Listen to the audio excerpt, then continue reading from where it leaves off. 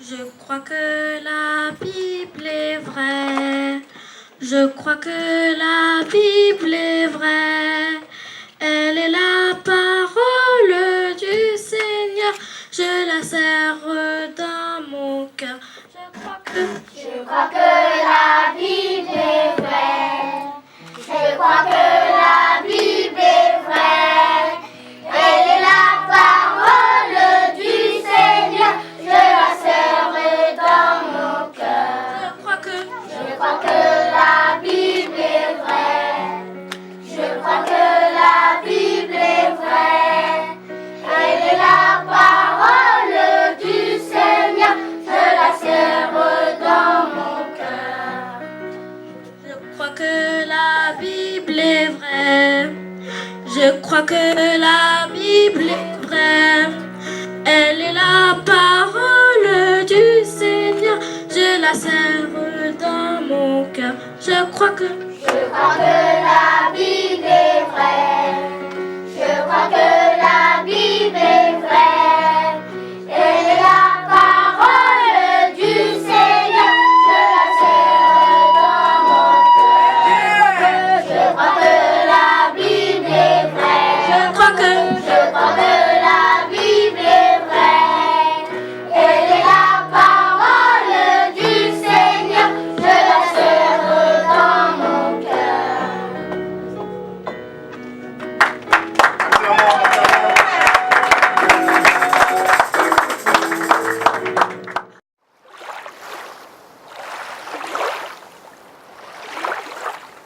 La suite de ces récits, ce qui s'est passé entre David et Goliath.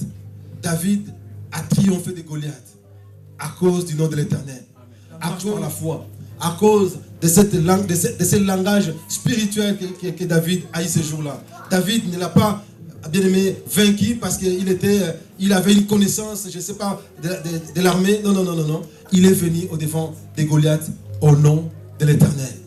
S'il avait lui aussi marché par la vie, comme tout Israël, je pense que tout le monde se serait fui ce jour-là. Mais il est venu, il a marché par la foi. Et nous voyons ce que Dieu a fait. Dieu a accompli sa gloire à cause de la foi de David. Amen. J'aimerais vous proposer encore une seconde lecture. Nous allons encore voir un autre témoignage. C'est dans Nombre chapitre 13.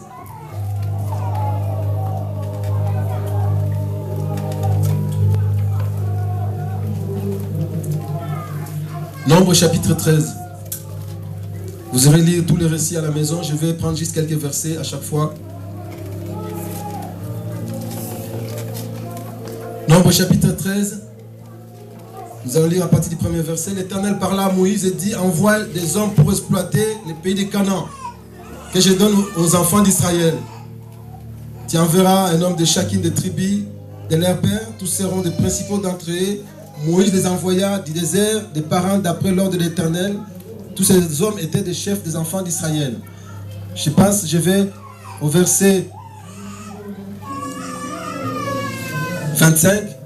Ils firent des retours pour l'exploitation du pays au bout de 40 jours. À leur arrivée, ils se rendirent auprès de Moïse et d'Aaron et de toute l'assemblée des enfants d'Israël à Kadès dans le désert des parents. Ils leur firent un rapport ainsi qu'à toute l'assemblée. Et ils leur montèrent le fruit du pays. Voici ce qu'ils racontèrent à Moïse. Nous sommes allés dans le pays où tu nous as envoyés. À la vérité, c'est un pays où coule le lait et le miel. Et en voici les fruits. Donc, Dieu n'a pas menti. Dieu a dit vrai parce qu'ils sont allés, ils ont vérifié. Ils donnent les rapports à Moïse. Donc, c'est vraiment ce pays où coule le lait et le miel. En voici les fruits. Ils amènent même les preuves des fruits qu'ils ont pris là-bas pour convaincre, pour montrer. Écoutez la suite. Mais, le peuple qui habite ces pays est puissant. Les villes sont fortifiées, très grandes. Nous y avons vu des enfants d'Anak.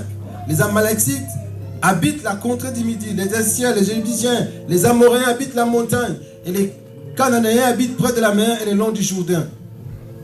Caleb fit taire le peuple qui murmurait contre Moïse. Parce que quand ces gens-là ont commencé à donner ces rapports aussi négatifs, il y a eu déjà des remous parmi les peuples. Les peuples ont commencé à se moquer, en fait, à s'élever contre Moïse. Ah, tout ça c'est Moïse qui nous a sortis de l'Égypte. On aurait dit rester là-bas, voilà. Et pourtant, ils ont entendu les témoignages, la première partie des témoignages qui est véridique. Ça leur dit rien. Ils commencent à murmurer, ils commencent à se monter contre Moïse. Il continue. Mais Caleb prend la parole. Caleb fit taire le peuple qui murmurait contre Moïse. Il dit, montons, emparons-nous du pays, nous y serons vainqueurs. Est-ce qu'il y a quelqu'un qui me suit? Amen. Caleb fit taire le peuple qui murmurait contre Moïse. Il dit, montons, emparons-nous du pays, nous y serons vainqueurs. Alléluia. Amen. Deux camps, vous avez vu ça? Il y a deux camps. Il y a d'autres qui ont une lecture, qui marchent par la vue. Et il y a d'autres qui marchent par la foi. Ceux qui marchent par la vie, écoutez la suite de leur déclaration, il dit, tout ce que nous avons vu, au verset 32, tout ce que nous avons vu sont des hommes d'une haute taille. Et nous y avons vu les géants enfants d'Anak, de la race des géants. Nous étions, écoutez ça, nous étions à nos yeux et au l'air comme des... Non, vous ne suivez pas. Qu'est-ce qui est écrit là? Est-ce que vous me suivez? Amen. Verset 33, je suis là.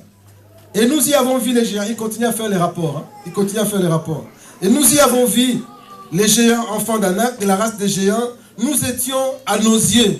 Écoutez ça, nous étions à nos yeux et à leurs yeux, hein, comme des sauterelles. Est-ce que vous pouvez comprendre ça? Vous pouvez croire ça? Quelle panique! Ils sont à leurs yeux. Bon, ils peuvent dire, ils ont déjà dit qu'ils sont des géants. C'est bien, c'est clair, ça suffit. Mais écoutez la suite. Nous étions à leurs yeux et aux nôtres comme des sauterelles. Ils sont venus pour paniquer le peuple. Ils ont semé, bien aimé, les troubles parmi le peuple. Mais béni soit le Seigneur, qu'il y a des gens qui marchent par la foi. Amen. Béni soit le Seigneur, qu'il y a eu des hommes qui marchent par la foi. Amen. Dans cette délégation, il y a des hommes qui étaient là, 2 personnes qui étaient là, qui avaient une autre façon de voir les choses. Et ils ont vu tout cela, ils ont dit non. Comment il s'appelle? Caleb dit non. Nous allons remporter ces pays. Nous allons les remporter, nous allons avoir ces pays. Il n'y a pas de souci. Ils disent non, nous avons vu ces gens-là, ils sont grands, ils sont forts, ils sont plus que nous. Non, on ne pourra pas, ils sont costauds. À leurs yeux, nous avons été considérés comme des sauterelles. Ça, c'est la marche par la vie. Quand on marche par la vie, on est découragé. Quand on marche par la vie, on est bâti d'office. Quand on marche par la vie, c'est le pessimisme de tous les jours, jusqu'à la fin. Et quand on marche par la vie, bien aimé, on ne peut rien faire. Est-ce que vous êtes là? Amen. Est-ce que vous êtes là? Amen. Et à en croire leur déclaration, c'est comme si Dieu avait menti. C'est comme si ce n'est pas Dieu qui avait fait cette promesse. C'est comme si c'était Moïse qui était l'initiateur de cette situation. La marche par la vie, bien aimé, va nous enfoncer, va nous décourager, va nous détruire, va faire en sorte que nous limitons Dieu. Nous allons limiter Dieu, oubliant que nous avons un Dieu qui est vivant. Ça, c'est la marche par la vie. Nous sommes comme des sauterelles. Donc, Dieu ne peut rien faire. Même Dieu ne peut rien faire. C'est grave. C'est grave. Alléluia. Amen. Alléluia. Amen. Mais j'aime la suite au chapitre 14, verset 8. On peut commencer toujours au verset 6. Et parmi ceux qui avaient exploré le pays, Josué, fils de Nun, Caleb, fils de Jephthé, déchirèrent leurs vêtements et parlèrent ainsi à toute l'assemblée des enfants d'Israël. Le pays que nous avons parcouru pour l'explorer est un pays très bon, excellent. Est-ce que vous êtes là? Amen. Un pays très bon et excellent. Si l'Éternel nous est favorable, il nous mènera dans ce pays et nous le donnera. C'est un pays où coule le lait et le miel. Seulement, ne soyez point rebelles contre l'Éternel et ne craignez point les gens de ces pays, car ils nous serviront de pâtir. Ils n'ont plus d'ombrage pour les couvrir. L'Éternel est avec nous. Ne les craignez point. Alléluia. Amen. Alléluia. Amen. Oh, voilà des hommes qui marchent par la foi. Toute la majorité, ils étaient 12. Hein? Tous les autres marchent par la vue. Ils ont dit non, pas possible. Moïse, ces gens-là, si tu les voyais, des géants comme ça. Il dit, et l'autre qui prend encore dit, non. Moi d'ailleurs, quand j'ai vu, mais j'ai regardé là où nous étions, je voyais que nous, on était comme des sauterelles. Impossible. Donc on ne peut rien faire. Donc en d'autres termes, c'est pour dire à Moïse, ce projet ici, c'est même pas la peine, il faut laisser tomber. C'est pas vrai, il faut laisser tomber. Mais ces gens, Josué et Caleb, ont une autre lecture de la situation. C'est la marche par la foi. Il dit, si l'Éternel nous est favorable, il nous mènera dans ces pays et nous les donnera. Parce qu'il sait qui est l'Éternel. Et il dit une chose que j'aimerais retenir, qui m'a frappé aussi seulement. Il dit, seulement le verset 9, seulement, ne soyez point rebelles. Il dit, si nous sommes avec l'Éternel, si l'Éternel est dans notre camp, si l'Éternel est avec nous, il ne parle même pas de ces gens-là. Il dit, non, l'Éternel nous donnera ces pays. L'Éternel nous donnera ces pays, il n'y a rien à faire. Il ne parle même pas de ces grands-là. Il n'a pas cité qui sont grands. Il parle du pays. Il parle des richesses qu'il a trouvées. C'est un pays où coule le lait et le miel. Donc Dieu a réellement, ce que Moïse nous a dit, c'est vrai. Nous sommes allés voir, c'est vrai. Il ne parle même pas de ces gens. Il les ignore. Il dit non, non, non. Il y a une chose. Si l'Éternel est favorable, il nous mènera dans ces pays. Si l'Éternel est favorable, c'est-à-dire pour dire, si l'Éternel est avec nous, qui sera contre nous? C'est-à-dire, si l'Éternel est avec nous, quelle est cette armée du monde qui pourra faire face à l'Éternel? Non, il n'y a pas. Alléluia. Il n'y a pas. Il dit non, non, non, il n'y a pas. Mais il dit une chose, le verset 9. Seulement, ne soyez point rebelles contre l'Éternel. Est-ce que vous me suivez? Seulement, ne soyez point rebelles contre l'Éternel. Ce qui revient à dire, frères et sœurs, que Dieu peut nous faire une promesse, mais nous avons une part à accomplir du contrat. Nous avons une promesse, Dieu nous a fait une promesse, mais nous avons une part importante à accomplir pour que cette promesse s'accomplisse. Il dit une chose, si l'Éternel nous est favorable, il nous donnera ces pays.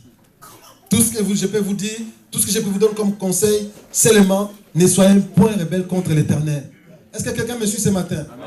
Dieu t'a fait une promesse. Dieu a dit, voilà, il y a ça et ça et ça qui va s'accomplir. Tu as entendu des promesses, tu es convaincu de cette promesse. Tu as vu une promesse dans la parole de Dieu, tu dis, oui, Dieu m'a parlé. Dieu va me bénir, Dieu a promis ça et ça. Mais il y a une chose que tu ne dois pas oublier. Pour que l'accomplissement de cette promesse soit une réalité, tu as ta part du contrat à remplir. Cette part du contrat consiste à ne pas être rebelle contre l'Éternel. Est-ce que les enfants de Dieu sont là? Amen. Ça ne consiste pas à être rebelle contre le Seigneur. Parce que souvent j'entends, on condamne Dieu. C'est facile. Condamne Dieu. Ah, comment Dieu, pourquoi il m'a fait ça? Dieu, pourquoi il m'a fait ça? Dieu, pourquoi il aurait dû faire ça? Dieu, il aurait dû faire ça. Oui. Mais est-ce que toi, tu as rempli ta part du contrat? Est-ce que vous êtes là? Amen. Comme j'ai donné l'exemple tout à l'heure, il y a une offre d'emploi qui est là. Ben, on cherche des gens pour ce travail-là. Toi, tu ne fais aucune démarche. Tu as une part du contrat à remplir pour que la promesse de Dieu s'accomplisse. Il faut que tu prennes aussi ta responsabilité. Il faut que tu te lèves aussi pour aller chercher ce poste. Il faut que tu ailles postuler. Il faut que tu ailles à l'entretien. Il faut que tu ailles au rendez-vous. Dieu n'est pas là pour faire toutes les parts. Tu as ta part à toi et Dieu a sa part à lui. Est-ce que vous me suivez? Notre frère ici insiste sur une dimension importante. Il dit seulement, ne soyez point rebelles contre l'Éternel. Ne soyez point rebelles contre l'Éternel. Être rebelle vis-à-vis de Dieu, c'est vivre sans Dieu. Être rebelle contre l'Éternel, c'est bien aimé, c'est faire à tout prix notre volonté à nous et non la volonté du Seigneur. Être rebelle contre l'Éternel, bien aimé, c'est voir les choses seulement selon notre intérêt à nous. C'est-à-dire que ça c'est mon intérêt. Je vis ce qui est de Dieu, je ne pense même pas à ça, ce n'est pas mon problème. Est-ce que vous me suivez? Amen. Tant que nous marchons comme ça, tant que nous vivons comme ça, tant que nous faisons cela, bien aimé, Dieu ne peut pas se réjouir. Cette promesse que Dieu nous a faite ne peut pas s'accomplir parce que nous sommes déjà en conflit avec Dieu. Alléluia. Amen. Alléluia. Amen. Alléluia. Amen. Si l'Éternel nous est favorable, il nous mènera dans ces pays et il nous donnera ces pays. Il dit, ces gens-là, ils nous serviront, ils seront des serviteurs pour nous. Ces gens-là, ce n'est même pas la peine d'en parler. La foi, bien aimé, la marche par la foi nous entraîne vers le succès avec Dieu. La marche par la foi nous entraîne vers la victoire avec Dieu. La marche par la foi, bien aimé, nous met sur un terrain favorable pour que la bénédiction se manifeste. La marche par la foi, bien aimé, va nous fortifier, va nous encourager à aller de l'avant avec Dieu. La marche par la foi, bien aimé, va susciter, va secouer les trônes pour que Dieu glorifie son nom. Est-ce que vous êtes là? Est-ce que vous êtes là? Amen. Pas dans les considérations pour dire, il ne va pas faire des échanges de paroles avec lui. Écoute, moi je viens devant de toi, au nom de l'Éternel. Aujourd'hui, je vais t'abattre. Aujourd'hui, tu verras ce qui va arriver. Et tout cela, il dit, c'est pour que le monde entier sache qu'Israël a un Dieu qui est vivant. Je vais dire à quelqu'un bien-aimé ce matin, ne regarde pas à ce qui est en face de toi. Ne te laisse pas influencer par ces faits qui est là, par cette réalité qui est là. Mais je te conseille ce matin de proclamer la gloire de Dieu. De commencer à adorer le Seigneur. De commencer à célébrer Dieu et dire, Seigneur, je ne sais pas comment cela va arriver. Ça, de toute façon, ce n'est pas notre problème de savoir comment cela va arriver. Ce n'est pas notre problème. Notre problème à nous, c'est de nous mettre en confiance devant Dieu.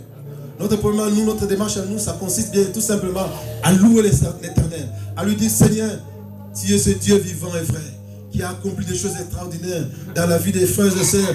Avant moi, j'ai entendu des témoignages. Nous devons avoir une certaine lecture de la situation. Nous devons avoir une autre lecture de la situation. Nous devons avoir la marche par la foi. En disant, Seigneur, mon Dieu est là. Seigneur, si tu as permis ça, je sais que c'est pour te glorifier.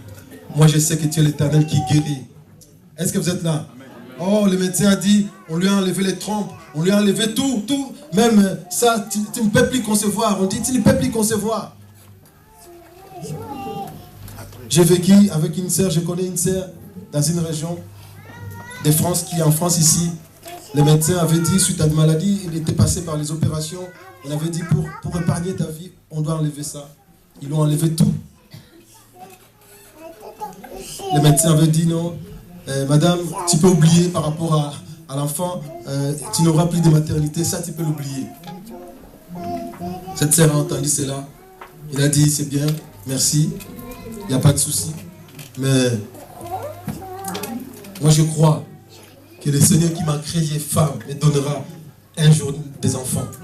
Il dit, moi je crois, merci monsieur le médecin, mais moi je crois à un Dieu qui est vivant. Je sais qu'un jour, je serai à la maternité. Alléluia. Il a dit, je sais qu'un jour, je serai à la maternité.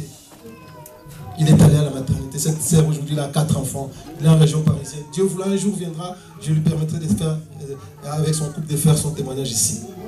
Alléluia. Amen. Il n'a pas marché par la vue, il a marché par la foi. Alléluia. Amen. Il a marché par la foi parce qu'il a continué à bénir le Seigneur, il a continué à servir le Seigneur, il a continué à prier Dieu, à croire aux promesses de l'Éternel. Et un jour, Dieu a fait grâce. Cette femme qui n'avait plus de trompe, cette femme qui avait un problème au niveau de matrice qui était partie, bien aimé, voilà ce jour-là, il va aller voir, dès qu'il a dit non, il y a un souci là, il y a quelque chose. Quand il a eu le premier résultat, il a dit non, j'attends le 2e mois, le 3e mois. Ils ont pris rendez-vous avec ce médecin qui était intervenu. Ils sont allés voir cet homme en disant, voilà docteur, on vient vous voir. Ah bon? On nous voit, qu'est-ce qu'il y a? Non, on doit vous voir. Mais je vous ai dit que votre situation, c'est pas la peine, c'est fini. Il dit non, on veut vous voir. Mais docteur, on a quelque chose d'autre à voir avec vous. Ah bon? Écoutez, je suis trop chargé, mais je vous donne rendez-vous. Je n'ai pas beaucoup de temps, mais parce que je sais que votre cas, on l'a déjà réglé. Ils sont venus les voir. Ils ont dit voilà, nous sommes venus vous voir parce que il y a quelques années, on était passé là. Vous avez dit que suite à l'intervention que j'avais subie, rien ne pourra se passer. Mais aujourd'hui, lisez ça, médecin. Le docteur lui a dit, ah bon? Il a pris des lunettes. Oh, il a pris des lunettes. Non, ah bon? C'est pas possible. Oui, avec l'Éternel, tout est possible. Amen. Alléluia. Amen. Tout est possible à celui qui croit. Celui qui croit, c'est celui qui a une lecture, bien aimé. C'est celui qui marche par la foi. Ce n'est pas celui qui marche par la vie. Celui qui marche par la vie, bien aimé, il ne pourra jamais voir la main de Dieu. Amen, amen. Dieu a glorifié son nom. Je pourrais continuer à vous citer des témoignages ici, bien aimés. On restera jusqu'à la fin de la journée. Beaucoup de témoignages où la situation était désespérante. Où on ne pouvait plus rien espérer. Tout était parti. On a dit c'est fini. Mais Dieu a manifesté sa gloire. Parce que ceux qui étaient concernés ont marché par la foi. Ils n'ont pas marché par la vue, mais ils ont marché par la foi. En disant, oui, je sais, c'est vrai, c'est ça la réalité. Et moi, je vis au-delà de la réalité qui a été proclamée contre moi. Amen, amen. Amen, amen. Amen. J'aimerais vous exhorter ce matin, frères et sœurs. Nous arrivons souper, d'ici quelques jours, nous arrivons à la fin de l'année. Certainement, tu as reçu une promesse de Dieu. Peut-être que tu es en train de te décourager en disant, est-ce que c'était réellement Dieu? Est-ce que c'était réellement Dieu qui l'a dit? Est-ce que cela va s'accomplir? Oui, je vais te dire ce matin. continuer à marcher alors par la foi. Ne marche pas par la vie, parce que si tu marches par la vie, tu vas considérer tout ce qui est en face de toi, tu vas considérer tous ces courriers que tu as reçus, tu vas considérer toutes ces lettres que tu as reçues, tu vas considérer les diagnostics des médecins. Je ne dis pas que c'est faux, c'est vrai, mais si tu veux voir la gloire de Dieu, marche par la foi. C'est-à-dire ne fixe pas les regards par terre, mais fixe les regards au ciel. Commence à proclamer l'Éternel. Commence à dire tout ce qu'il a fait, commence à l'adorer, commence à dire tout ce qu'il a déjà fait dans ta vie. Parce que vous savez, quand on peut se souvenir de ce que Dieu a fait, quelque part ça nous rassure. Alléluia. Ça nous rassure. Ah, j'ai déjà vécu des situations comme ça. J'ai entendu mon frère aussi a déjà vécu. Tous ces témoignages-là commencent à les repasser dans ton cœur. Alors que tu es dans une situation compliquée, commence à repasser tous ces témoignages dans ton cœur. Et tu verras ce qui va se passer. Tu vas être dans une joie pas possible et tu vas commencer à adorer l'Éternel. L'ennemi, quand nous sommes devant cette épreuve-là, bien aimé, il veut que nous puissions nous refermer. Lui, il veut que nous puissions refroidir notre foi. On dit, ah, mais c'est fini, c'est pas possible, de toute façon, c'est fini. Non. Paul nous dit, nous avons à marcher par la foi. Si nous voulons voir Dieu se manifester, nous devons continuer à marcher par la foi. Marcher par la foi, c'est faire confiance à l'Éternel. Amen. C'est croire que ces choses qui est en face de moi là, je ne les vois pas, mais je vois au-delà de ce qui se passe. Mon Dieu est vivant, il accomplira des grandes choses pour la gloire de son nom. Amen. C'est croire, marcher par la foi, c'est considérer que ce que Dieu permet ici, c'est pour glorifier son nom. Amen. Oh, est-ce que vous êtes là? Amen. Nous sommes arrivés à la fin. J'aimerais que nous puissions prier, nous puissions nous lever, frères et sœurs. Jésus, nous avons Emmanuel, nous avons sa puissance, nous avons sa puissance, nous avons Jésus, nous avons Emmanuel, nous avons sa puissance, nous avons sa puissance, nous vaincrons Satan, nous vaincrons les démons, nous vaincrons les sorciers par le nom de Jésus.